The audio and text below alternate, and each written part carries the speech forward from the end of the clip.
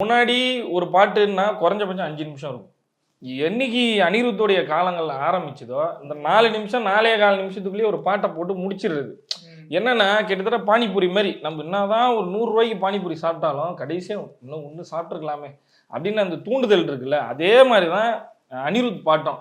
நீ 10 தடவ கேட்டா கூட இல்ல, சீக்கிரமா முடிஞ்சிடுச்சே, சீக்கிரமா முடிஞ்சிடுச்சே, இன்னொரு தடவ கேட்கலாமே. இந்த ஒரு விஷயத்த அனிருத் ட்ரெண்ட்ல எடுத்துன்னு வந்ததுனால, இவங்க வந்து அந்த மாதிரியே இப்ப எல்லாம் எதிர்பார்க்குறாங்க. இன்னொன்னு நீ நல்லா நோட் பண்ணி பாருண்ணே, கடந்த 5 வருஷத்துல தமிழ் சினிமாவின் பிரம்மாண்ட படங்கள், பெரிய ஹீரோஸ் படங்கிறது எல்லாமே யாரு கையில வச்சிருந்தா அப்படின்னா, முழுக்க முழுக்க அனிருத் தான்.